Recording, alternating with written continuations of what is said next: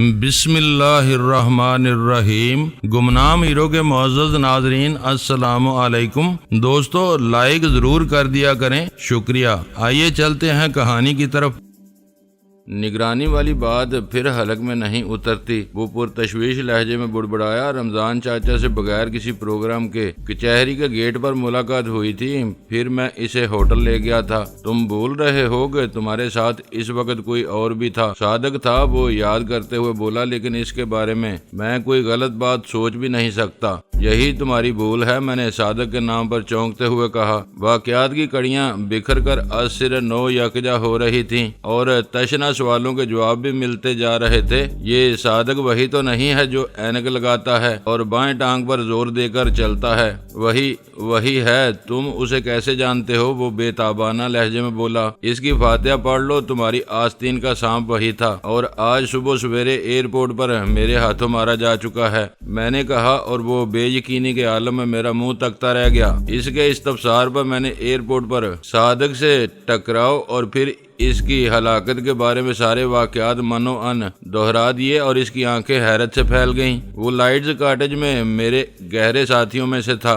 میری بات پوری ہونے پر وہ بولا، اسی کے ساتھ وہ سیکیورٹی آفیسر کا منہ چڑھا تھا۔ اب مجھے شبہ ہو رہا ہے کہ یہ سارا چکر طفیل ہی کا چلایا ہوا نہ ہو۔ ایشین سینڈیکیٹ کے کاغذات لانے والے محمود بھی اکثر و بیشتر اسی کے لیے کام کرتا تھا۔ مجھے حیرت ہے کہ تمہارے ذریعے مجھے گھیرنے کی بالواسطہ کوششوں کے باوجود انہوں نے براہ راست تم سے کوئی بات نہیں کی۔ اس کی ضرورت ہی نہیں تھی، اس نے شکست خوردہ لہجے میں کہا۔ صادق کو اچھی طرح معلوم تھا کہ میں بڑی ماں کی خواہش کے احترام میں ہر قیمت پر تمہیں تلاش کر کے ان سے ملانا چاہتا ہوں۔ اس سے میں ذاتی معاملات میں کھل کر تبادلہ خیال کیا کرتا تھا۔ کبھی A2 کا نام سننے کا بھی اتفاق ہوا؟ میں نے اس سے پوچھا۔ یہ کیا بلا ہے؟ میرے نزدیک تو بلا ہی ہے، میں نے کافی کی پیالی خالی کرتے ہوئے کہا۔ اسے بھی کسی نے نہیں دیکھا، لیکن وہ کراچی میں ہیروئن کی فراہمی اور تقسیم کا سب سے بڑا اور منظم ریکٹ آپریٹ کر رہا ہے۔ کہا جاتا ہے کہ اس کا ہیڈ کوارٹر لاہور ہی میں ہے۔ مجھے اس بارے میں کچھ معلوم نہیں، سمجھ رہا تھا کہ میرے ہی نصیب میں حرام کی روزی لکھی ہوئی ہے،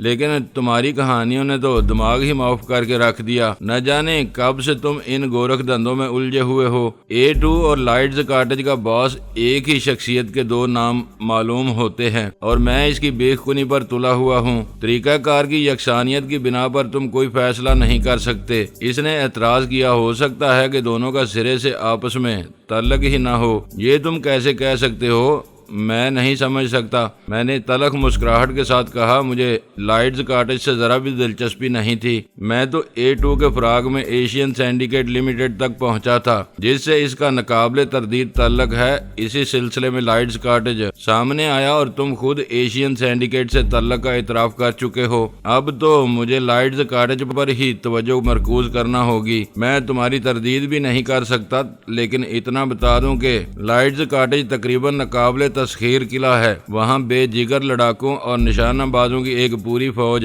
کسی برے دن کے انتظار میں پل رہی ہے۔ ایسا نہ ہو کہ کوئی جذباتی فیصلہ تمہیں لے ڈوبے۔ جمی لائٹ کے بارے میں کیا خیال ہے تمہارا؟ میں نے اچانک ہی سوال کیا۔ وہ بے ہنگم انداز میں ہنس دیا۔ اس کا خیال دل سے نکال دو، وہ کروڑ پتی اور بے حد لا ابالی انسان ہے۔ سنا ہے کہ دنیا کے ہر بڑے اعظم میں اس کے خطیر مالی مفادات ہیں۔ وہ ان گھٹیا کاموں کی سرپرستی نہیں کر سکتا۔ یہ اور بات ہے کہ اس کے ملازمین میں سے کوئی اس کے اعتماد کو دھوکہ پہنچا رہا ہو۔ میں اس کی کم فہمی پر دل ہی دل میں ہنس کر رہ گیا۔ اگر میں محض ویرا لائٹ کے بارے میں بتا دیتا تو شاید وہ حیرت سے بے ہوش ہو جاتا۔ میری توقع کے برعکس وہ خاصا کند ذہن ثابت ہو رہا تھا۔ اسے یہ معلوم نہیں تھا کہ لاکھوں اور کروڑوں کی ہوس کسی غریب آدمی کے بس کی بات نہیں ہوتی۔ وہ بیچارہ تو سر چھپانے، پیٹ بھرنے اور تن ڈانپنے کی ہی فکر میں ساری زندگی گزار دیتا ہے۔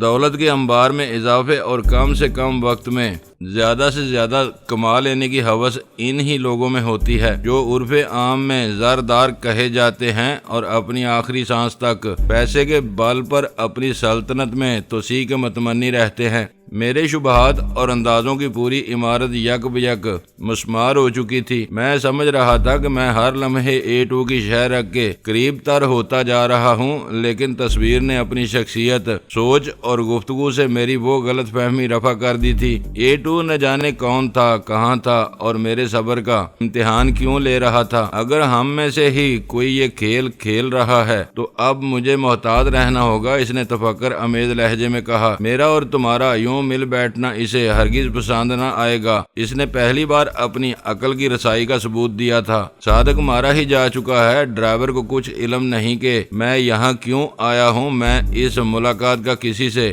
ذکر نہیں کروں گا، تم بھی اپنی زبان بند رکھنا۔ میں جواب دینا ہی چاہتا تھا کہ اچانک میں نے ریستوران کی دیوار میں بنی ہوئی بڑی سے کھڑکی کے سامنے سے ایک مانوس چہرہ گزرتے دیکھا اور بے اختیار اپنی نشست چھوڑ دی۔ تصویر نے مجھے روکنا چاہا، لیکن میں نے اس کی سنی انسنی کر دی اور ریستوران سے نکاسی کے راستے کی طرف ہو لیا، کیونکہ وہ مانوس چہرہ اسی شخص کا تھا جو کراچی میں توقیر کے نام سے میرا مہمان ہوا تھا۔ ریستوران کی کھڑکی کے سامنے سے گزرتے ہوئے وہ میری اور تصویر کی جانب گور رہا تھا۔ اس موقع پر میں اسے کھونا نہیں چاہتا تھا۔ ریستوران سے باہر آ کر میں نے راہداری سے اوپری منزل کے زینوں پھر پیشاب خانوں تک کا طواف کر ڈالا، لیکن اس شخص کا کہیں سراغ نہ مل سکا۔ چند سیکنڈ کی مہلت میں وہ کسی چھلاوے کی طرح نہ جانے کہاں تحلیل ہو گیا تھا۔ سخت کوفت اور کبیدگی کے عالم میں ہر طرف کی خاک چھاننے کے بعد میں مایوس ہو کر ریستوران کی طرف واپس لوٹا تو دروازے پر پہنچتے ہی چھٹی حص نے بغتت فرار ہونے کا حکم صادر کر دیا، کیونکہ تصویر کی میز پر ویٹروں اور ہوٹل کے عملے کی بھیڑ نظر آ رہی تھی۔ وہاں موجود گاہک بھی اپنی نشستیں چھوڑ کر بے چینی کے ساتھ اسی طرف نگراں تھے۔ میں بلا توقف واپس ہو لیا اور کہیں رکے بغیر سڑک پر ایک ٹیکسی تک پہنچ کر دم لیا۔ ہمارا ہوٹل وہاں سے زیادہ دور نہیں تھا، لیکن میں نے براہ راست ہوٹل جانے کے بجائے پرانی انارکلی کے نکڑ پر پہنچنے کو ترجیح دی اور وہاں ٹیکسی ڈرائیور کو فارغ کرنے کے بعد ٹہلتا ہوا ہوٹل کی طرف ہو لیا۔ راستے میں سگریٹ وغیرہ خریدتا ہوا میں ہوٹل پہنچا تو کاؤنٹر پر چابی موجود نہیں تھی۔ چند منٹ بعد آپ کے ساتھی اوپر گئے ہیں۔ استقبالیہ کاؤنٹر پر موجود خوش رو لڑکی نے کی بورڈ کا جائزہ لینے کے بعد خلیقانہ مسکراہٹ کے ساتھ کہا اور میں حیرت کے عالم میں سیڑھیوں کی طرف ہو لیا۔ دستک کے جواب میں سلطان شاہ نے مسکراتے ہوئے دروازہ کھولا تھا۔ تم یہاں کیسے؟ میں نے اندر داخل ہوتے ہی متحیرانہ لہجے میں سوال کیا۔ کہانی ختم کر کے آیا ہوں، اس نے سنجیدہ لہجے میں کہا۔ تو تم کافی پہلے چلے آئے تھے، پھر دیر کہاں ہو گئی؟ پرانی انارکلی سے ٹہلتا ہوا آ رہا ہوں۔ تم کون سی کہانی ختم کر آئے؟ میں نے الجھن محسوس کرتے ہوئے سوال کیا۔ تمہارا مہمان بھی وہاں پہنچا تھا؟ مجھے حیرت ضرور ہوئی تھی کہ تم تصویر سے باتیں کر رہے تھے اور توقیر باہر منڈلا رہا تھا۔ پھر وہ اندر داخل ہوا تو میں بھی اس کے پیچھے چلا آیا۔ وہ شاید دانستہ ریستوران کی کھڑکی کے سامنے گزرا تھا تاکہ تمہیں جگہ چھوڑ کر اپنے تعاقب پر مجبور کر سکے۔ تمہارے اٹھتے ہی وہ مجھے جل دے کر غائب ہو گیا۔ میں بانپ چکا تھا کہ وہ کسی وجہ سے تصویر سے تنہائی میں ملنا چاہ رہا تھا، لہذا میں وقت ضائع کرنے کے بجائے ریستوران کی طرف پلٹا تو وہ نہ جانے کہاں سے گھوم کر اندر پہنچ چکا تھا اور تصویر کے شانے پر جھکا ہوا کچھ کہہ رہا تھا۔ مجھے ریستوران کے دروازے پر دیکھتے ہی وہ پلٹ کر بھاگا۔ میں بھی اس کے پیچھے لپکا، لیکن تصویر کی میز تک پہنچنے سے پہلے میں نے دیکھا کہ تصویر کرسی پر بیٹھے بیٹھے کسی بے جان لاش کی طرح میز پر گر گیا۔ میز کی سطح سے سر ٹکرانے کا شور سن کر ہوٹل کا عملہ بھی ادھر دوڑ پڑا اور میں کسی کی نگاہوں میں آنے سے پہلے وہاں سے نکل کھڑا ہوا۔ وہاں توقیر کا دور دور تک پتہ نہیں تھا۔ اسی اثناء میں ہوٹل میں تصویر کی موت کی خبر پھیل گئی۔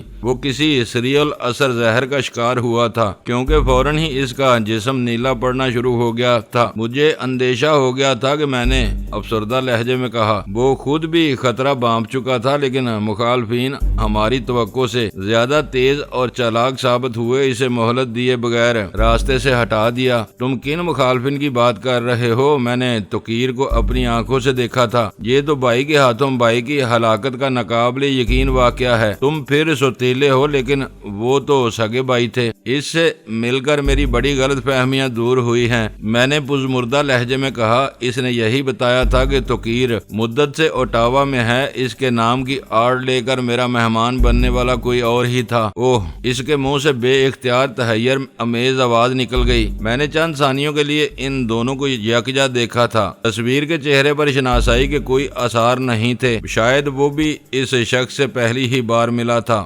A2 نے دیدہ دانستہ ہمیں غلط راہ پر ڈالا ہوا تھا۔ تصویر کو اس کے قریبی ساتھیوں کے ذریعے اعلی کار بنایا گیا تھا۔ آج ایئرپورٹ پر مرنے والا شخص تصویر کا جگری دوست تھا، لیکن دوسری طرف سیکیورٹی آفیسر کے لیے بھی کام کرتا تھا۔ یعنی A2 کے بارے میں اب تک ہم جوک ہی مارتے رہے ہیں۔ وہ یک بیک مایوس نظر آنے لگا۔ ہم بالکل صحیح راستے پر چل رہے ہیں، میں نے زور دے کر کہا۔ فرق صرف اتنا تھا کہ تصویر یا توقیر کو A2 سمجھ رہے تھے، جبکہ اس کی شخصیت ابھی تک راز میں ہے۔ شخصیت بھی سامنے آ چکی ہے۔ توقیر بن کر تم سے ملنے والا ہی A2 ہے۔ تمہارے ملازم نے اس کی بدلی ہوئی آواز سنی تھی۔ جہانگیر نے اس کی بات کی تصدیق کی تھی۔ وہ تو ساری رات اس کے ساتھ ڈرائیور کے طور پر رہا تھا، پھر اس نے رات بھی جہانگیر کے گھر ہی بسر کی تھی۔ کم از کم ہم اسے پہچان سکتے ہیں، خواہ اس کا اصل نام کچھ بھی ہو۔ تصویر کی موت کی خبر بڑی ماں کو پاگل کر دے گی۔ میں ان کا خیال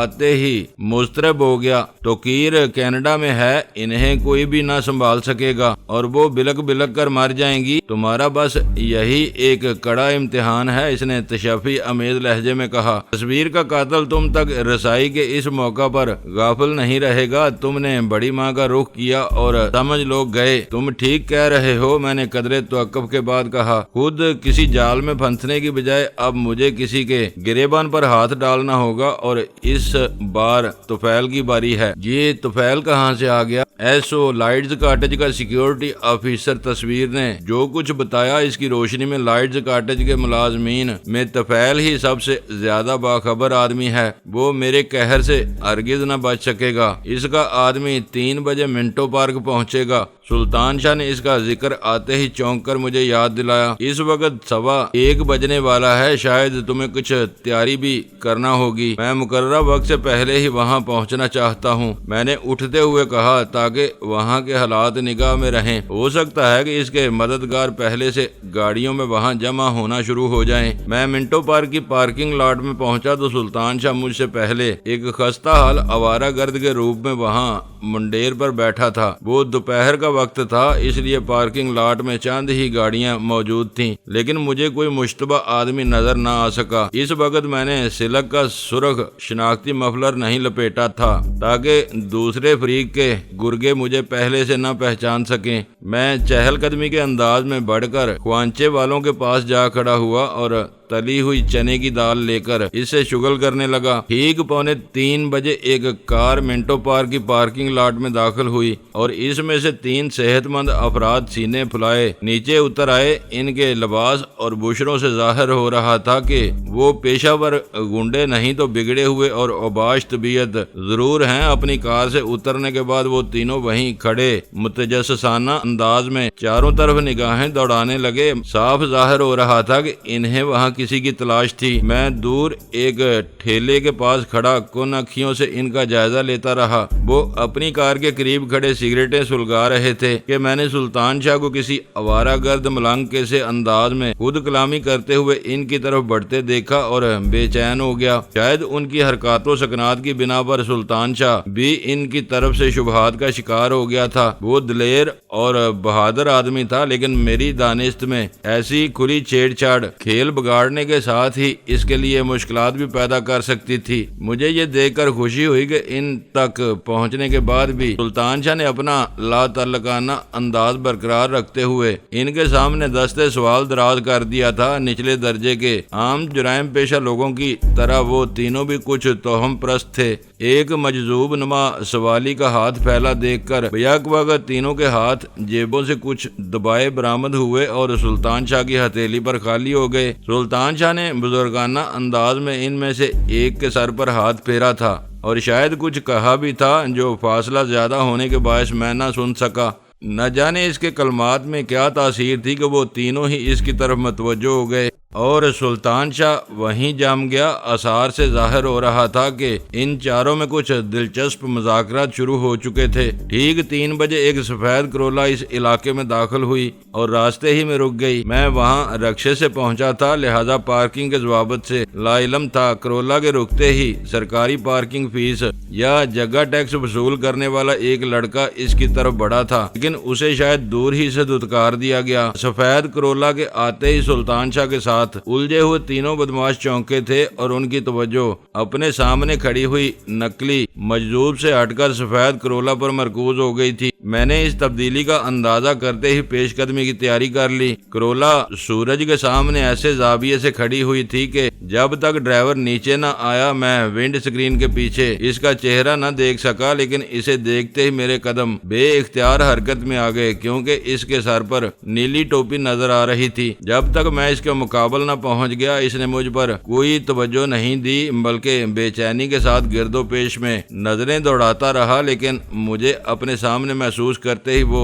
چونک گیا تھا۔ سرخ مفلر گلے کی بجائے میری جیب میں ہے، میں نے اس کی آنکھوں میں دیکھتے ہوئے سرد لہجے میں کہا۔ ہوا کرے میں کیا کروں، اس نے چڑچڑے پن کا مظاہرہ کرتے ہوئے کہا۔ طے شدہ باتوں سے انحراف کی صورت میں وہی ہوگا جو شوگر کوئین چاہتی ہے، اس میں تمہیں کوئی اعتراض نہ ہونا چاہیے۔ میں خود شوگر کنگ ہوں، اس وقت تو وہی ہوگا جو میں چاہوں گا، میں نے اپنے لہجے میں کرختی پیدا کرتے ہوئے کہا۔ کوڈ ورڈز کا تبادلہ ہو چکا تھا، لہذا اس کے تیور ڈھیلے پڑ گئے۔ تمہاری امانت لے آیا ہوں، یہ کہتے ہوئے اس نے جھک کر پیسنجر سیٹ سے ایک بڑا سا براؤن چرمی بریف کیس اٹھایا جو خاصا وزنی معلوم ہو رہا تھا اور اسے میری طرف بڑھاتے ہوئے بولا، میری ذمہ داری ختم، اب یہ تمہارے حوالے ہے، تم جانو اور تمہارا کام۔ میرا ارادہ اس سے بریف کیس وصول کر لینے کا تھا، لیکن عین موقع پر مجھے وہ بریف کیس یاد آ گیا جو تنظیم کی طرف سے میرے حوالے کیا گیا تھا۔ اس بریف کیس کو کھولنے میں ذرا سی بھی غلطی کی جاتی تو کفل کے میکینزم سے منسلک طاقتور بارودی ذخیرہ اتنی قوت سے پھٹتا کہ بریف کیس تو درکنار قرب و جوار والوں کے چیتھڑے ملنے بھی محال ہو جاتے۔ تحویل میں لینے سے پہلے شاید رقم تو گننا دشوار ہوگی، مگر میں گڈیاں ضرور گننا چاہوں گا، میں نے اس وزنی بریف کیس کو ہاتھ لگائے بغیر کہا۔ یہ میرے دائرہ کار سے باہر ہے، اس نے اکھڑ پن کا مظاہرہ کرتے ہوئے کہا۔ مجھے تو یہ بھی معلوم نہیں کہ اس میں رقم ہے یا گتے کے ٹکڑے بھرے ہوئے ہیں۔ مجھے حکم ملا تھا کہ یہ بریف کیس لال مفرل والے کو پہنچا دوں، اس سے آگے میں کوئی ذمہ داری نہیں لے سکتا۔ بریف کیس کس طرح کھلے گا؟ بالکل ٹورسٹر کی طرح ہے، دونوں طرف کے کلپ گرا کر 912 ملاؤ گے تو کفل کھل جائے گا۔ یہ کام تم ہی کو سر انجام دینا ہوگا، میں نے سرد لہجے میں کہا۔ میں اس کا مجاز نہیں ہوں، اس نے میری آنکھوں میں آنکھیں ڈال کر کہا۔ کوڈ ورڈز کے تبادلے کے بعد میں اس بریف کیس کا مالک ہوں، میں تمہیں مجاز قرار دیتا ہوں۔ میرے لہجے میں کاٹ پیدا ہو گئی۔ میں تمہارا نہیں کسی اور کا تابع ہوں۔ وہ میرے لہجے کا اثر لیے بغیر بولا، میرا وقت برباد نہ کرو، بریف کیس لینا ہے تو لو، میں واپس جا رہا ہوں، مجھے کچھ اہم کام بھی نپٹانے ہیں۔ اس وقت تک میرا ہاتھ اپنی جیب میں رینگ چکا تھا۔ میری جیب میں ایک عدد بھرا ہوا پستول ہے جس کا سیفٹی کیچ ہٹا ہوا ہے، میری انگلی ٹریگر پر ہے اور نال تمہاری طرف۔ اب تم کس کام کو اہم خیال کرتے ہو؟ میں نے چبھتے ہوئے لہجے میں سوال کیا۔ اضطراری طور پر اس کی نگاہیں ادھر اٹھ گئیں جدھر سلطان شاہ 3 گنڈوں کے ساتھ موجود تھا۔ اس وقت تو تمہارا ہی کام اہم نظر آ رہا ہے، گاڑی میں آ جاؤ، یہ بریف کیس ہم کسی محفوظ مقام پر کھولیں گے۔ وہ بولا۔ وہ بہت ذہین اور مکار تھا، لیکن میرے سامنے طفل مکتب ہی تھا۔ اس کا مقصد صرف اتنا تھا کہ وہاں سے میرے ساتھ روانگی چونکہ پروگرام کے خلاف ہوگی، لہذا اس کے تینوں چوکیدار بھی سفید کرولا کا پیچھا کریں گے اور کسی محفوظ مقام پر پہنچنے سے قبل اسے میری بالادستی سے نجات دلا دیں گے، لیکن میں بھی ان امکانات سے غافل نہیں تھا۔ اسے مزید کسی ہوشیاری کا موقع دیے بغیر میں اس کے برابر والی نشست پر بیٹھ گیا۔ اس نے وزنی بریف کیس عقبی نشست پر ڈال دیا تھا اور جلائے ہوئے انداز میں کار تیزی سے آگے بڑھا دی تھی۔ میں نے کار کے روانہ ہوتے ہی پستول جیب سے نکال کر ہاتھ میں لے لیا تھا تاکہ اسے ہر لمحے صورتحال کا احساس رہے، لیکن راوی روڈ پر کچھ دور چلنے کے بعد عقب نما آئینے میں دیکھتے ہوئے وہ مضحکانہ انداز میں ہنس دیا۔ اسے جیب میں رکھ لو، میری خاموشی پر وہ خود ہی بولا تھا۔ اس کا لہجہ احتجاجیہ تھا۔ کیوں، کیا اس میں سے مینڈک نکلنے کی امید ہے تمہیں؟ میں نے بھی اس لہجے میں سوال کیا۔ پیچھے مڑ کر دیکھو، اس نے مضحکہ خیز انداز میں کہا۔ نیلی ڈاٹسن میں میرے 3 محافظ پیچھے آ رہے ہیں۔ وہ نہ صرف پوری طرح مسلح ہیں بلکہ ان میں سے ہر ایک تمہاری پسلیاں چکنا چور کر سکتا ہے۔ یہ اور بھی اچھا ہوا، میں نے بے پروایانہ لہجے میں کہا۔ اب کم از کم تم کو یہ شکایت نہیں ہوگی کہ تم اکیلے میں مار لیے گئے۔ 3 سورما تمہیں بدترین درگت کے چشمدید گواہ ہوں گے۔ اس نے راوی کا نیا پل پھر پرانا پل بھی چھوڑا اور گاڑی خستہ اور شکستہ بند روڈ پر مڑ گئی، جہاں گرد و غبار سے اٹی ہوئی نیم پختہ سڑک پر عملاً ویرانی کا راج تھا۔ کافی دور نکل آنے کے بعد بھی جب اس ویرانے کا خاتمہ نہ ہوا تو ایک جگہ میں نے اسے گاڑی روکنے کا حکم دیا۔ سفید کرولا ایک کنارے پر رک گئی اور میں نے اپنے پستول کی زد پر اسے نیچے اتار لیا۔ تم کیا کرنا چاہ رہے ہو؟ اس کے لہجے میں پہلی بار تشویش کے آثار محسوس ہوئے تھے، کیونکہ تعاقب میں آنے والی نیلی ڈاٹسن کا دور دور تک کوئی پتہ نہیں تھا اور وہ محض میرے رحم و کرم پر رہ گیا تھا۔ یہاں تم بریف کیس کھول کر مجھے رقم کی گڈیاں گنواؤ گے، میں نے سخت لہجے میں کہا اور اس کے چہرے کا رنگ اڑ گیا۔ بریف کیس میں نہیں کھولوں گا، وہ اٹل لہجے میں بولا۔ تم کھول دو، رقم میں گنوا دوں گا۔ برخوردار، تمہارا تو باپ بھی کھولے گا، میں نے اس کے منہ پر بھرپور تھپڑ رسید کرتے ہوئے کہا۔ وہ مغلطات بکتا ہوا دور ہٹ گیا اور اسی لمحے میں نے پچھلے موڑ سے غبار کا ایک بگولا اپنی طرف بڑھتا ہوا محسوس کیا۔ چند ہی ثانیوں میں صورتحال واضح ہو گئی۔ نیلی ڈاٹسن تیزی سے ہماری طرف بڑھی آ رہی تھی۔ میرے شکار کے بشرے پر خوشی کی لہر دوڑ گئی اور میں نے بدترین حالات سے مقابلہ کرنے کی نیت سے بڑھ کر اپنے پستول کی نال اس کی کمر سے لگا دی۔ تھوڑی دیر میں نیلی ڈاٹسن ہمارے قریب آ کر رک گئی۔ مجھے یہ دیکھ کر حیرت ہوئی کہ عقبی نشست پر سلطان شاہ بھی براجمان تھا۔ اس کار کا انجن بند ہوا، پھر یکے بعد دیگرے تو تینوں بدماش اپنے ہاتھ سروں پر باندھے نیچے اترے تو فرتے حیرت سے میری عقل چکرا کر رہ گئی۔ آخر میں سلطان شاہ اس کار سے نیچے اترا تھا اور اس کے ہاتھ میں پستول دبا ہوا تھا۔ تینوں بدماش سلطان شاہ کو بدترین مغالطات سے نواز رہے تھے، لیکن اس کے ہونٹوں پر شریر سی مسکراہٹ رقصاں تھی۔ پیر اس دور کی سب سے بڑی حقیقت ہے، سلطان شاہ ان تینوں کو کور کیے کہہ رہا تھا۔ رشوت اور سفارش کی لعنت نے ہم سب کو ایسا برباد کیا ہے کہ بارگاہ خداوندی میں بھی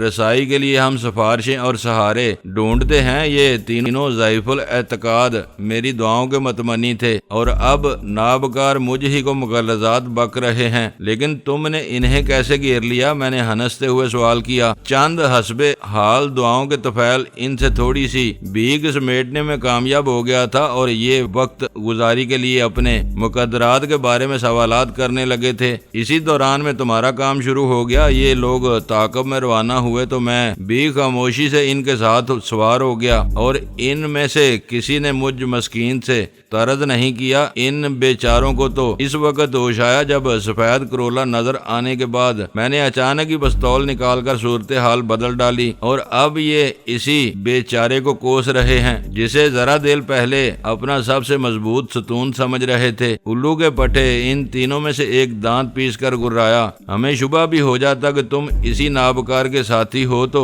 اس طرح مارتے کہ تمہیں قبر بھی نصیب نہ ہوتی۔ خیر، ہم اس کا خیال رکھیں گے۔ سلطان شاہ بایاں ہاتھ اٹھا کر بے نیازی کے ساتھ بولا۔ تم سب کو الگ الگ قبر میسر ہوگی۔ کوشش کریں گے کہ تمہاری مزنگ کی جنازگاہ میں تدفین ہو، کیونکہ اس علاقے میں ہمارا ایک تنخواہ دار فاتح خواہ رہتا ہے۔ وہ اپنے 4 بیٹوں سمیت ہر روز تمہارے مزاروں پر فاتح خوانی کرتا رہے گا تاکہ تا قیامت تمہاری قبریں نور سے بری رہیں۔ عرضہ سرائی بند کرو الو کے پٹھے۔ ان میں سے ایک غالباً خوفزدہ ہو کر چلایا۔ ہم تمہارا خون پی جائیں گے۔ اس کا خون بہت کڑوا ہے، میں نے ناصحانہ لہجے میں کہا۔ بہتر ہوگا کہ تم تینوں خاموشی رہو، ورنہ اس کے کڑوے خون کو جوش آ گیا تو تم میں سے ایک آدھ مزنگ کی جنازگاہ تک بھی نہ پہنچ سکے گا جہاں اس کے تنخواہ دار فاتح خواہ کا بندوبست ہے۔ تم کون ہو اور ہم سے کیا چاہتے ہو؟ ان تینوں میں سے ایک اور بھڑک کر گرایا۔ کچھ بھی نہیں، میں نے سادگی کے ساتھ کہا، یہ میرے لیے 30 لاکھ روپے لایا ہے، میری خواہش ہے کہ یہ رقم نہیں تو کم از کم گڈیاں ہی گن کر میرے حوالے کر دے، رقم پوری ہوئی تو تم سب کی چھٹی ہو جائے گی، ورنہ یہ یرغمال میں رہ جائے گا، تم واپس لوٹ کر اپنے اوپر والے کو اس کی بے ایمانی سے آگاہ کر سکو گے، ہم اسی کو جانتے ہیں، اس کے علاوہ ہمارا کسی سے کوئی تعلق نہیں۔ وہی شخص گرایا، 30 لاکھ کے معاملے میں ہمیں تو صرف 5000 کے عوض گھسیٹا گیا ہے، تم سب ملعون اور نابکار ہو۔ میرا نیلی ٹوپی والا قیدی داڑا، آج میں نے تمہاری نمک حرامی دیکھ لی ہے، آئندہ کبھی تم پر اعتماد نہیں کروں گا۔ وہ تینوں چپ رہے لیکن میں انہیں للکار بیٹھا، سن لی اپنی اوقات، اگر بہتری چاہتے ہو تو ابھی واپس بھاگ لو، ایک بار تمہارے سامنے کھیل شروع ہو گیا تو پھر مزانگ جنازگاہ سے پہلے کہیں پناہ نہ مل سکے گی، تو کیا تم ہمیں اسی آسانی سے واپس جانے دو گے؟ ان میں سے ایک نے سوال کیا۔ نہ جانا چاہو تو دوسری بات ہے، میں نے سارا بوجھ اسی پر ڈال دیا۔ وہ تینوں کرائے کے ٹٹو تھے اور غالباً انہیں اپنے معاوضے کی رقم پیشگی مل چکی تھی، لہذا انہوں نے یہی طے کیا کہ انہیں مزید ملوث ہوئے بغیر واپسی کی راہ اختیار کرنا چاہیے۔ نیلی ٹوپی والے قیدی نے دھمکیوں اور خوشامدوں کے ذریعے انہیں لاکھ روکنا چاہا لیکن ان میں سے کوئی تیار نہیں ہوا۔ میری اور سلطان شاہ کی بالادستی نے ان کی تمام خوش فہمیوں کو فنا کر دیا تھا۔ نیلی ڈاٹسن اپنے 3 سواروں کو لے کر واپس چلی گئی تو میں پھر اپنے قیدی کی طرف متوجہ ہو گیا۔ رقم سنبھلوا کر تم بھی اپنی چھٹی کرو دوست، کلپ گرا کر 912 ملاؤ گے تو کفل کھل جائے گا، اس نے کسی رٹائے ہوئے طوطے کی طرح دہرایا۔ تم بریف کیس کھولو، میں رقم سنبھلوا دوں گا۔ میرے ذہن میں بارودی بریف کیس کا تصور اور راسخ ہو گیا۔ اسے کھولنا تو تم ہی کو ہے میرے دوست، رقم میں خود گن لوں گا، میں نے براہ راست اس کی آنکھوں میں دیکھتے ہوئے سرد اور تحکمانہ لہجے میں کہا۔ اس خیال میں بھی نہ رہنا کہ تم کسی طرح ہمیں دھوکہ دے کر نکل بھاگنے میں کامیاب ہو سکو گے، یہ جعلی پیر نشانے کا بہت سچا ہے۔ نیلی ٹوپی والے کی آنکھوں میں تشویش کے سائے لرزنے لگے اور بشرے پر فکر مندی کی علامات ابھر آئیں۔ آخر تم مجھ ہی سے بریف کیس کھلوانے پر کیوں مصر ہو؟ اس نے خود کو تنہا اور بے بس پا کر تھکے ہوئے لہجے میں سوال کیا، اور تم کیوں اسے نہ کھولنے پر اڑے ہوئے ہو میرے ننھے چوزے؟ سلطان شاہ نے آگے بڑھ کر اس سے زہریلے لہجے میں سوال کیا اور اس کا چہرہ بجھ سا گیا۔ مجھے ذمہ داری سونپتے ہوئے خاص طور پر ہدایت کی گئی تھی کہ بریف کیس ہرگز نہ کھولوں، اس نے کہا، اور تم نے اس کی وجہ جاننے کی قطعی کوشش نہیں کی؟ میں نے سوال کیا۔ ضرورت ہی محسوس نہیں کی، اس نے وضاحت کرتے ہوئے کہا، میرا خیال تھا کہ اتنی بڑی رقم کا معاملہ ہے، وہ چاہتا ہوگا کہ تم خود ہی رقم سنبھالنے کا فرض سر انجام دو، پھر تم نے یہ کیوں کہا تھا کہ تمہیں یہ تک نہیں معلوم کہ اس میں رقم ہی ہے یا پھٹے پرانے کاغذات وغیرہ بھرے ہوئے ہیں؟ سلطان شاہ نے ترش لہجے میں سوال کیا۔ وہ بعد کی بات ہے، اس نے مدافعانہ لہجے میں کہا۔ تم لوگوں کے جارحانہ رویے سے مجھے شبہ ہو رہا ہے کہ تمہیں میرے ہاتھوں ذکر پہنچانے کی کوشش نہ کی گئی ہو۔ جب تم خود یہ سوچ رہے ہو تو بریف کیس کھولنے میں ہچکچا کیوں رہے ہو؟ اس بارے میں مجھے خاص طور سے منع کیا گیا تھا، ہو سکتا ہے کہ یہ بھی کوئی چال رہی ہو، اس نے ہچکچاتے ہوئے کہا۔ میرا تو خیال ہے کہ جو بھی اسے کھولنے کی کوشش کرے گا کسی نہ کسی مشکل سے دوچار ہو جائے گا۔ کیسی مشکل؟ میں نے اسے ٹٹولنے کی نیت سے سوال کیا تاکہ اس کی ذہنی اڑان کا اندازہ لگا سکوں۔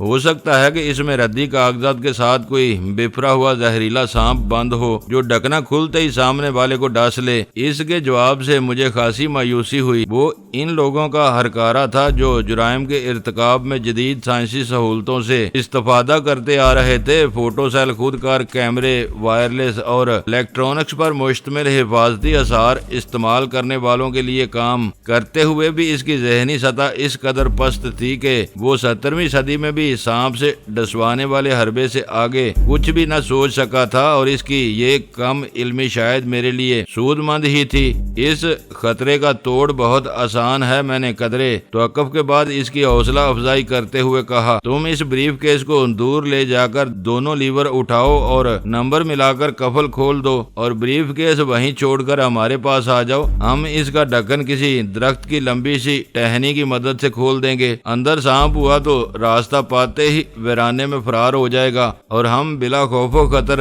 قریب جا کر رقم گن سکیں گے۔ مجھے اپنی تجویز کے مضمرات کا خوب اندازہ تھا، لیکن اس کی محدود کھوپڑی کے لیے میری رائے قابل قبول تھی۔ اس نے وہیں ٹھہر کر چند ثانیوں کے لیے کچھ سوچا، پھر کار سے بریف کیس اتارنے لگا۔ اس کو بریف کیس کہنا کچھ اتنا مناسب نہیں تھا کیونکہ نہ اس کا سائز بریف کیس کا تھا نہ ساخت سوٹ کیس جیسی۔ وہ ان دونوں کے درمیان کی کوئی چیز معلوم ہو رہا تھا۔ وزنی اور بڑے بریف کیس کو کار سے اتار کر وہ داہنی سمت کے کچے ویرانے میں اتر گیا جہاں تا حد نظر خود رو درختوں اور جھاڑیوں کا سلسلہ پھیلتا چلا گیا تھا۔ کیا سوچ رہے ہو؟ سلطان شاہ کی دھیمی آواز نے میرے پرہول خیالات کا تسلسل توڑ دیا۔ چہرے سے کوئی بہت بڑی الجھن ٹپک رہی ہے، یہ بے خبری میں مارا جائے گا، میں نے متاسف لہجے میں کہا۔ کیوں؟ اس نے حیرت سے سوال کیا۔ جب لمبی ٹہنی سے ڈھکن کھولنے کا فیصلہ کر لیا گیا ہے تو سانپ اس کا کیا بگاڑ سکے گا؟ وہ اسے سمجھانے کے لیے کہا تھا۔ میں نے تفکر امیز لہجے میں کہا، مجھے شبہ ہے کہ اس کے میکینزم میں طاقتور بارودی دھماکے کا پورا بندوبست پوشیدہ ہوگا اور ٹہنی سے ڈھکن کھولنے کی نوبت ہی نہیں آ سکے گی۔ نہ آئے، وہ بے پروانہ لہجے میں بولا۔ تم کیوں اپنا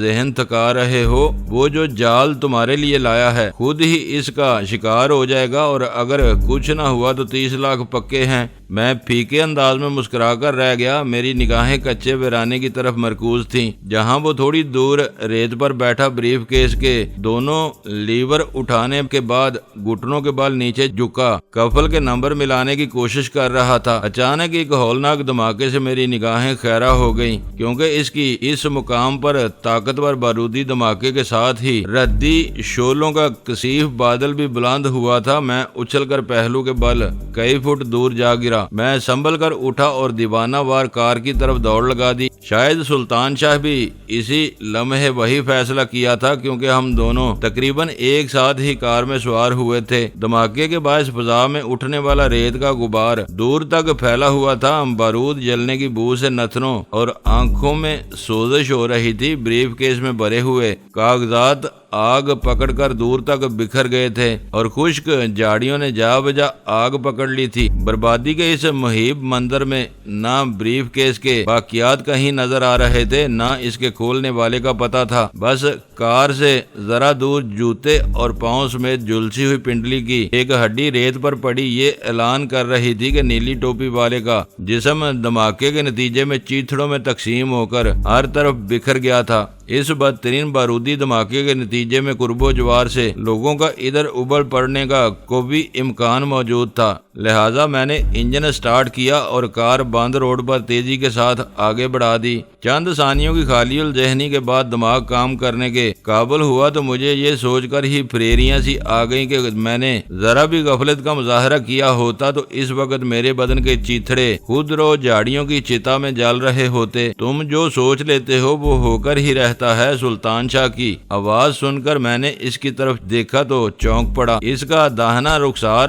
اور کان بری طرح زخمی تھے جس سے خون بہہ رہا تھا۔ تم زخمی کیسے ہو گئے؟ میں نے حیرت سے سوال کیا۔ بس دھماکے کے ساتھ ہی کوئی جلتی ہوئی چیز ہوا میں اڑتی ہوئی داہنی کنپٹی پر آ کر لگی تھی، اس نے تکلیف کے احساس سے آری حوصلہ مند لہجے میں کہا، پھر ہنستے ہوئے بولا، وہ شاید قبولیت کی گھڑی تھی۔ کیا تم بارودی دھماکے کی بجائے گلاب کے پھولوں کی برسات کے بارے میں نہیں سوچ سکتے تھے؟ سوچنے سے کچھ نہیں بنتا سلطان شاہ، میں نے گہری سنجیدگی کے ساتھ جواب دیا۔ گلاب برستے تو ان کے کانٹے شاید تمہیں اس سے زیادہ لہو لہان کر دیتے۔ ہر بات اور کام کا ایک وقت متعین ہے، ہونے والی بات ہو کر رہتی ہے اور ہم بس اس کی تعویلیں سوچتے رہ جاتے ہیں۔ جو ہوتا ہے بہتر ہی ہوتا ہے۔ اب تو کھل کر جنگ چھڑ گئی ہے، اس نے قدرے توقف کے بعد کہا۔ تصویر ہم دونوں کی موجودگی میں دن داڑے ہوٹل میں مار دیا گیا۔ دوسری طرف سیکیورٹی آفیسر نے بھی بارودی بریف کیس بھیج کر تمہیں للکار دیا ہے، جبکہ A2 کی شخصیت ابھی تک راز میں ہے۔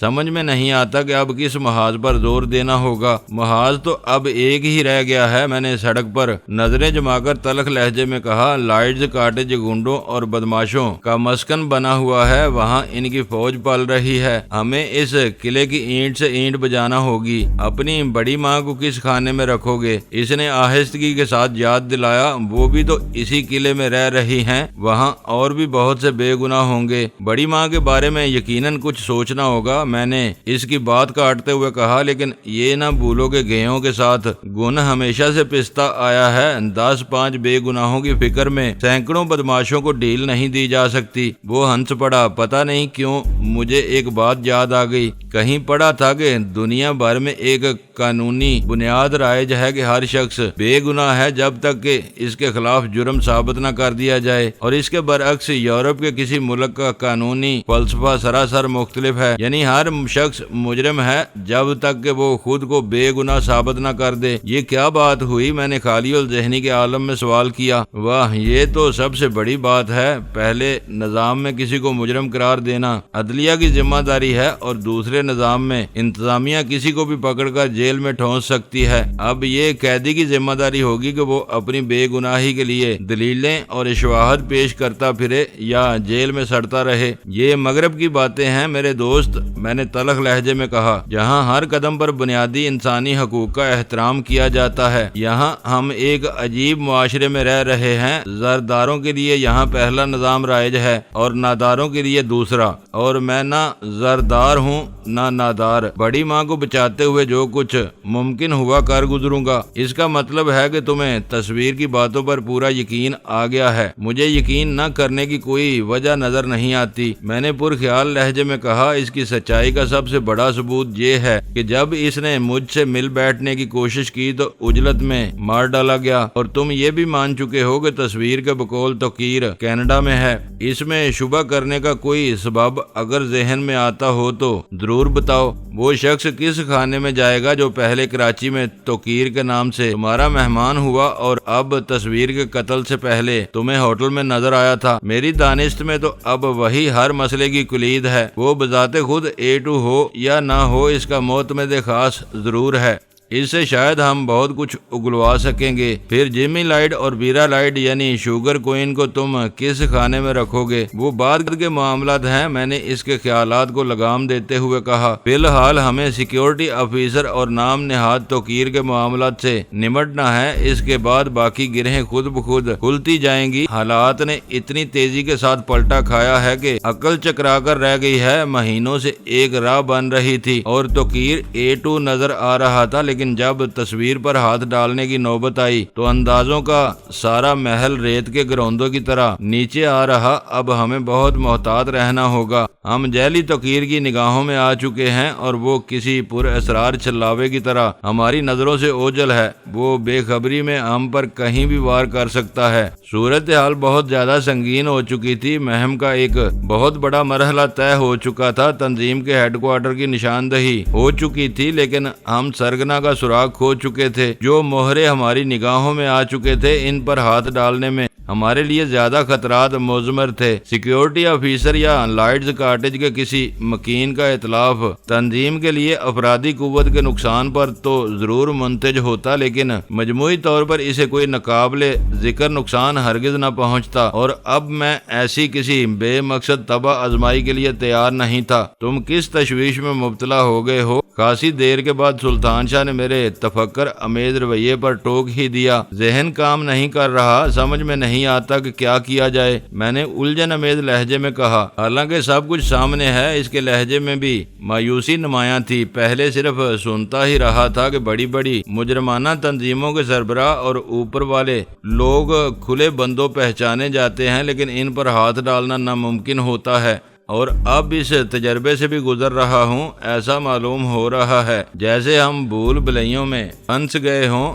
راستے ہر طرف موجود ہیں، لیکن یہ فیصلہ کرنا دشوار ہے کہ کون سا راستہ منزل کی طرف رہنمائی کرے گا۔ شاید تصویر کی ناگہانی موت نے میرا دماغ معاف کر کے رکھ دیا ہے۔ ہم کسی سراب کے پیچھے بھاگ کر اپنا وقت برباد نہیں کر سکتے۔ جو سامنے ہے اسی سے ابتدا کرنا ہوگی۔ تو فعل، اس نے استفسار طلب لہجے میں کہا۔ ظاہر ہے لائٹز کاٹیج میں تصویر کے علاوہ وہی اہم ترین آدمی ہے، لیکن ایک بات میرے ذہن میں کچوکے لگا رہی رہی ہے۔ اس نے جھجکتے ہوئے کہا، اس گمنام شخص نے تصویر کو کیوں ہلاک کیا؟ میرا حوصلہ افزا رد عمل دیکھ کر اس نے اپنے دل کی بات کہہ ڈالی۔ اس نے تمہیں ہٹا کر تصویر کو کیوں قتل کیا؟ اگر اسے تصویر سے افشائے راز کا ہی ڈر تھا تو وہ اس کے سامنے براہ راست تم پر وار کر کے ایک تیر سے دو شکار کر سکتا تھا۔ تم سے نجات مل جاتی اور تمہارا حشر دیکھ کر تصویر بھی خوفزدہ ہو جاتا، لیکن اس نے تمہیں چھوڑ دیا۔ بڑی آسان سی بات ہے، میں نے مسکراتے ہوئے کہا۔ اگر وہ پستول وغیرہ کی قسم کا کوئی آتشی ہتھیار استعمال کرتا تو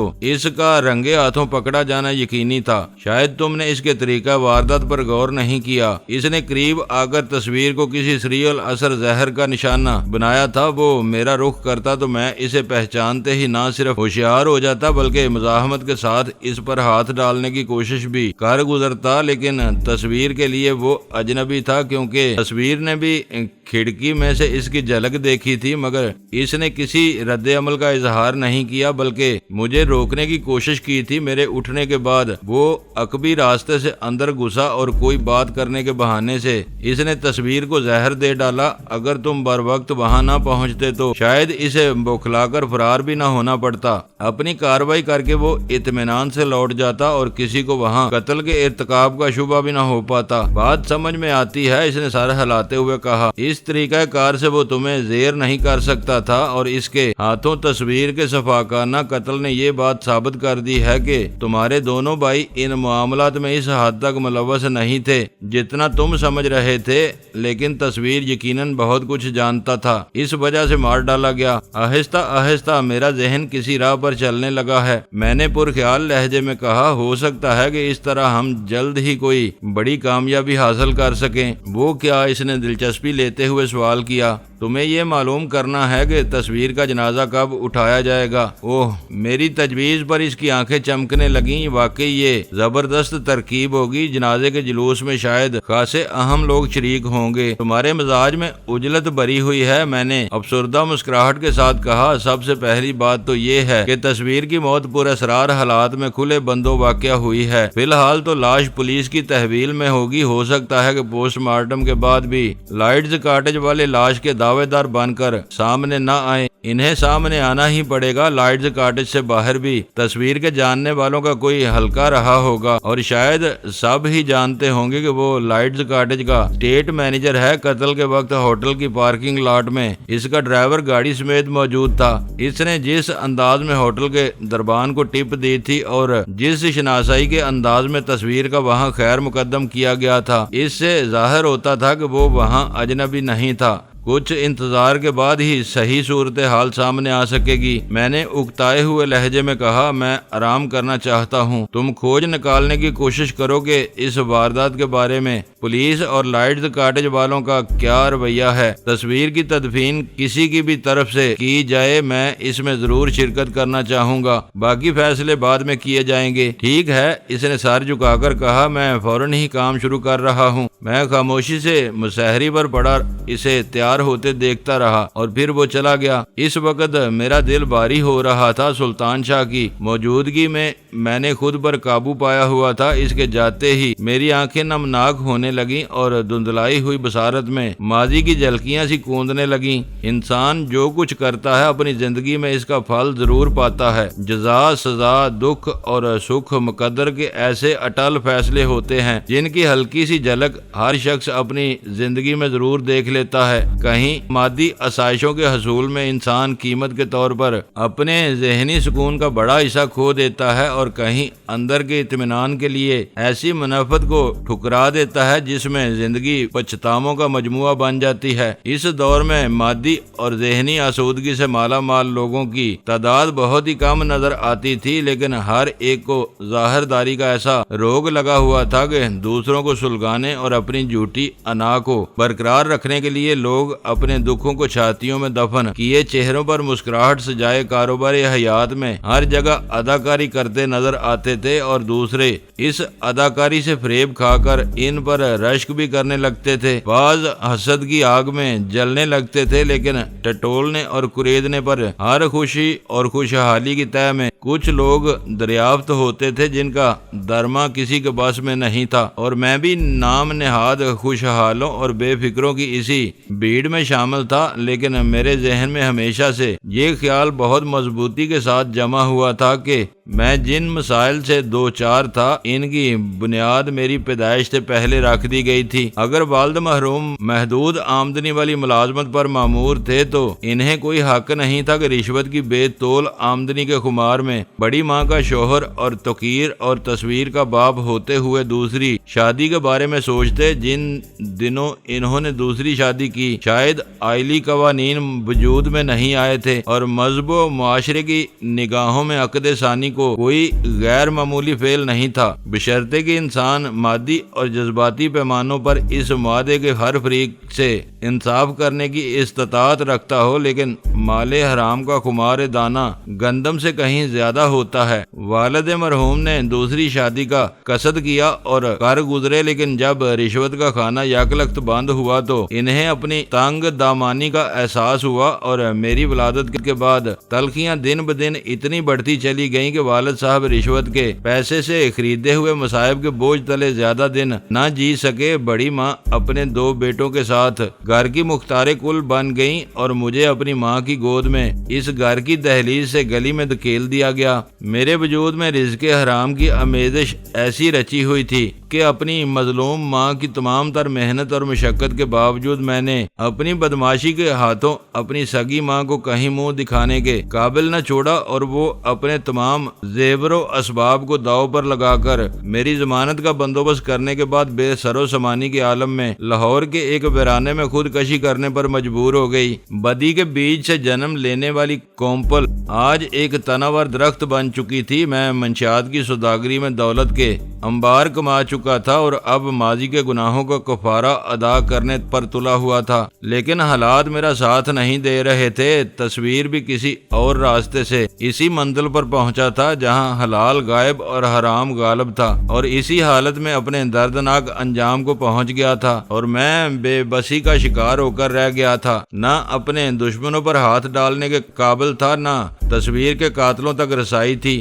بڑا بھائی مارا جا چکا تھا اور مجھے یہ تک یقین نہیں تھا کہ میں اسے اپنے ہاتھوں سے مٹی دے سکوں گا۔ بوجھل دل میں آگ سی بھڑکتی رہی اور آنکھوں سے آنسو بہتے رہے۔ بڑی ماں نے مجھے اور میری ماں کو بے گھر کیا تھا اور اب آخری عمر میں ان کی مٹی خراب ہوتی نظر آ رہی تھی، کیونکہ لائٹز کاٹیج ان کا اپنا گھر نہیں تھا۔ وہ وہاں ایک مجرم کی ماں کی حیثیت سے رہ رہی تھی۔ مجرم مارا جا چکا تھا اور اسے جنم دینے والی پر زمین و آسمان تنگ ہونے کی باری آنے والی تھی۔ مکافات عمل میرے ذہن میں ایک خیال ابھرا اور میں کانپ کر رہ گیا۔ میرے دل میں بڑی ماں کے لیے عزت تھی، میں ان کا احترام کرتا تھا، لیکن اچھے اور برے اعمال ہمیشہ ایک حسابی مساوات کی طرح ہوتے ہیں جسے آدمی اپنے لیے خود مکمل نہیں کر سکتا، لیکن دوسروں کے لیے یہ فعل بہت آسان ہوتا ہے۔ زبان خلق ہر موڑ پر وہی کچھ کہتی ہے جو مکافات عمل کا تقاضا ہوتا ہے۔ میں بوجھل دل کے ساتھ کافی دیر تک یوں ہی بستر پر پڑا رہا، پھر شاید آنسوؤں کی برسات سے دل میں بھڑکتی ہوئی جذبات کی آگ کچھ سرد ہوئی تو میں نے محسوس کیا کہ میں اپنا وقت ضائع کر رہا تھا۔ اس وقت لوہا گرم تھا اور میری لگائی ہوئی کوئی بھی ضرب خاصے اچھے نتائج فراہم کر سکتی تھی۔ Sugar king calling for S O over, میں نے اپریٹس آن کر کے مضبوط لہجے میں اپنا پیغام نشر کیا۔ S O receiving. دوسری طرف سے محض چند ثانیوں کے توقف کے بعد متجسسانہ آواز ابھری، تم اپنے نام سے کیوں نہیں کال کرتے؟ اب تم میرے لیے اجنبی تو نہیں رہے ہو اوور۔ لوگ برسوں ساتھ رہ کر بھی اجنبیوں کی طرح زندگی گزار دیتے ہیں، پھر میری اور تمہاری آشنائی تو بہت مختصر سی ہے، اسی لیے تم سے تمہارے حوالوں سے بات کرنا اچھا لگتا ہے اوور، میں نے تلخ لہجے میں کہا۔ جلی کٹی باتیں کر رہے ہو، خیر یہ بتاؤ کہ رقم مل گئی تمہیں اوور؟ نہ ملی ہوتی تو تم سے پہلی شکایت اسی بارے میں کرتا۔ کیا تمہارے آدمی نے واپس آ کر تمہیں رپورٹ نہیں دی اوور؟ میرا آدمی ابھی تک نہیں لوٹا۔ رقم گن لی ہے تم نے اوور؟ وہ کوشش کے باوجود اپنے لہجے میں دبا ہوا اشتیاق پوشیدہ نہ رکھ سکا۔ رقم کی گنتی کے بارے میں اس کے سوال سے ظاہر تھا کہ اسے میرے زندہ رہنے پر حیرت تھی۔ اصولاً تو یہی ہونا چاہیے تھا کہ میں بریف کیس وصول کرنے کے بعد رقم گننے کے لیے بریف کیس کھولنے کی کوشش کرتا اور مہلک دھماکے کا شکار ہو جاتا، لیکن میں نہ صرف زندہ تھا بلکہ اس سے بات بھی کر رہا تھا۔ میں نے اچانک کلا بازی کھانے کا فیصلہ کر لیا اور غصیلے لہجے میں بولا، اپنے بدنیت آدمی کو تلاش کرو طفیل خان، مقررہ مقام پر میں 3 سے 4 بجے تک انتظار کرتا رہا لیکن نیلی ٹوپی کہیں نظر نہ آ سکی۔ اس کے برعکس 5 آدمیوں نے مجھے وہاں گھیرنے کی کوشش کی تھی اور اب کہیں پڑے اپنے زخموں کو چاٹ رہے ہوں گے۔ یہ یاد رکھو کہ اس طرح دھوکہ دے کر تم مجھے اپنے راستے سے نہ ہٹا سکو گے۔ میں اب کسی جونک کی طرح تمہارے اور لائٹز کاٹیج کے پیچھے لگ گیا ہوں۔ اوور، تم نے مجھے الجھن میں ڈال دیا ہے۔ اس کی آواز سے بکھلاہٹ حویدہ ہونے لگی۔ وہ ایسا آدمی نہیں تھا، اسے ہر قیمت پر مقررہ وقت پر تم تک پہنچنا چاہیے تھا۔ اوور، شاید پہنچا ہی ہو لیکن میں اسے نہ پہچان سکا کیونکہ ان میں سے کسی کے سر پر نیلی ٹوپی نہیں تھی۔ ہاں، وہ مسلح ضرور تھے۔ مجھ سے ذرا بھی غفلت یا اندازے کی غلطی سرزد ہوتی تو وہ مجھے مار ہی ڈالتے۔ اوور، میں نہیں مان سکتا۔ اس کی ہذیانی آواز سنائی دی۔ وہ میرا خاص آدمی تھا، برسوں سے میرے لیے کام کر رہا تھا۔ اوور، یہ غلط فہمی ہے تمہارے لیے نہیں۔ وہ اس معقول معاوضے کے لیے کام کر رہا تھا جو تم اسے ادا کر رہے تھے، لیکن 30 لاکھ نیت بگاڑنے کے لیے بہت بڑی رقم ہوتی ہے۔ اگر انہوں نے برابر کا حصہ بھی رکھا ہو تو اس وقت ان میں سے ہر ایک 6 لاکھ کا مالک بن چکا ہوگا اور تم بیٹھے اپنا خون سلگا رہے ہو۔ اوور، اگر اس نے دغا کی ہے تو وہ پتال میں بھی نہ بچ سکے گا۔ اس نے اپنے اضطراری رد عمل پر قابو پا لیا تھا اور اب اس کی آواز پرسکون ہو چکی تھی۔ اسے تو میں نے رقم کی ہوا بھی نہ لگنے دی تھی، بلکہ یہ بتایا تھا کہ بریف کیس میں ردی کاغذوں کی گڈیاں بری ہوئی ہیں اور جو ہی اس کے کفل کا میکینزم حرکت میں لایا جائے گا پورا بریف کیس زبردست بارودی دھماکے سے پھٹ کر کھولنے والے کے چیتھڑے اڑا ڈالے گا۔ ایسی صورت میں وہ بریف کیس پر قبضے کا تصور تک نہ کر سکتا تھا۔ اوور، تو کیا تم نے مجھے ردی کاغذات میں بارودی ذخیرہ لپیٹ کر بھیجا تھا؟ اوور، میں نے چبھتے ہوئے لہجے میں سوال کیا اور وہ اپنی دکھتی رگ پر ہاتھ پڑتے ہی تل ملا اٹھا۔ عجیب کند ذہن ہو تم۔ بتا رہا ہوں کہ اسے محض کسی امکانی بے ایمانی سے روکنے کے لیے میں نے اسے ردی کاغذات اور بارود کی کہانی سنائی تھی، ورنہ اس میں رقم ہی موجود تھی۔ اوور، اس کا مطلب ہوا کہ تمہیں پہلے سے اس کی نیت پر شبہ تھا، پھر تم نے یہ کام اسے کیوں سونپا تھا؟ اوور، میرے ساتھ وکیلوں کی طرح جرا مت کرو۔ اس کی چڑچڑی آواز سنائی دی۔ یہاں رقم سمیت آدمی لاپتہ ہے اور تم لکیروں کو پیٹ رہے ہو۔ میں اچھی طرح جانتا ہوں کہ اپنے کس آدمی سے میں کیا کام لے سکتا ہوں۔ اوور، جہنم میں جائے تمہارا آدمی، میں نے بھی غصیلے لہجے میں جواب دیا۔ وہ سب تمہارا درد سر تھا، لیکن کان کھول کر سن لو کہ مجھے اس کہانی پر یقین نہیں آیا ہے۔ میری دانش میں تم سنگین وعدہ خلافی کے مرتکب ہوئے ہو۔ تمہارے آدمی مجھے مار ڈالتے تو تمہاری جان چھوٹ جاتی، میں بچ نکلا تو تم مجھے ایک کہانی سنا کر بہلا رہے ہو۔ مجھے مقررہ وقت پر رقم نہیں ملی ہے، لہٰذا اب میرا جو دل چاہے گا کر گزروں گا اور اب تمہاری ذات میرا پہلا نشانہ ہوگی۔ اوور، جو چاہو کرتے رہو، اس نے 2 ٹوک لہجے میں کہا۔ 30 لاکھ گنوا دینے کے بعد میں فوری طور پر دوبارہ اتنی بڑی رقم جمع نہیں کر سکتا۔ ضرورت محسوس ہوئی تو ہم بعد میں کوئی سودا کر لیں گے۔ اوور، فی الحال تو مجھے کچھ کرنے کی ضرورت ہی نہیں ہے کیونکہ تم لوگوں نے بھوکے بھیڑیوں کی طرح خود ہی ایک دوسرے کو نوچنا شروع کر دیا ہے۔ یہ سلسلہ رکے گا تو کچھ سوچوں گا۔ اوور، کس واقعے کی طرف اشارہ کر رہے ہو؟ اوور، اس کی طنزیہ آواز ابھری۔ آج صبح ایک ہوٹل میں تمہارا اسٹیٹ مینیجر ہلاک کر دیا گیا ہے اور قاتل تمہاری ہی صفوں کا آدمی ہے۔ اوور، لائٹز کاٹیج میں شروع سے آج تک کبھی کوئی اسٹیٹ مینیجر ہی نہیں رہا، تم نہ جانے کس کی بات کر رہے ہو۔ اوور، اس بار اس کا لہجہ مضحکانہ ہو گیا تھا۔ تمہارا حافظہ خراب ہو گیا ہے تو پولیس لائٹز کاٹیج کے دوسرے ملازمین سے اگلوا لے گی۔ اوور، ریسیور پر اس کا تلخ کہکہا سنائی دیا۔ مشاہرے فراخ دلی کے ساتھ ادا کیے جائیں تو ملازمین اپنی عقلوں کے بجائے احکام کے مطابق سوچتے اور عمل کرتے ہیں۔ پولیس کو ضرور بھیجو، بے نیل و مرام ہی واپس جائے گی۔ کسی نے زیادہ ذہانت دکھانے کی کوشش کی تو عدالت میں ازالہ حیثیت عرفی کے یادگار مقدمے کا سامنا کرتا نظر آئے گا۔ اوور، تم سب کے منہ بند کر سکتے ہو لیکن اسٹیٹ مینیجر کی ماں تمہارے ہاتھوں نہیں بک سکے گی۔ میں نے شکست اور جلاہٹ کے عالم میں کہا۔ لاش کی شناخت کے بعد وہ تمہارے ہاتھوں سے نکل جائے گی، اوور۔ تمہیں جو کرنا ہے کر کے دیکھ لو۔ اس بار اس کا لہجہ بالکل ہی روکھا تھا۔ لائٹز کاٹیج کوئی محتاج خانہ نہیں ہے جہاں ملازمین کے معذور اور اذکار رفتہ لواحقین کی پرورش کی جاتی ہو۔ یہاں صرف اور صرف صحت مند ملازمین ہی رہتے ہیں۔ کسی بوڑھی عورت کا وجود تم خوردبین سے بھی تلاش نہ کر سکو گے، اوور اینڈ آل۔ بڑی ماں میرے وجود کی گہرائیوں میں ایک کربناک اور بے آواز چیخ ابھری اور میں نے اپریٹس ایک طرف پھینک دیا۔ نہ جانے ان سنگ دل بیڑیوں نے تصویر کے قتل کے بعد بڑی ماں کا کیا حشر کیا تھا اور وہ کہاں تھی۔ اس وقت ٹرانسمیٹر پر رابطہ قائم کر کے میں طفیل کو الجھن اور پریشانی میں ڈالنا چاہ رہا تھا، لیکن گفتگو کے آخری لمحات میں اس مردود نے مجھ پر بالادستی حاصل کر کے مجھے خلش سے دوچار کر دیا تھا۔ میری سمجھ میں نہیں آ رہا تھا کہ بڑی ماں کے بارے میں کس سے اور کیسے معلومات حاصل کروں۔ اسی اثناء میں مجھے وہ فون نمبر یاد آیا جو میں نے رمضان چاچا سے حاصل کیا تھا۔ اس نمبر پر میں کئی بار تصویر سے گفتگو کر چکا تھا اور اس وقت میرے لیے اس نمبر سے رجوع کرنے کے سوا کوئی چارہ کار نہیں رہا تھا۔ میں فوراً ہی نیچے آیا اور پبلک فون بوتھ سے وہ نمبر ملانے لگا۔ سلسلہ ملنے پر دوسری طرف سے وہی شناسا نسوانی آواز سنائی دی تھی جس سے میں پہلے متعارف ہو چکا تھا۔ تصویر علی صاحب سے بات ہو سکے گی؟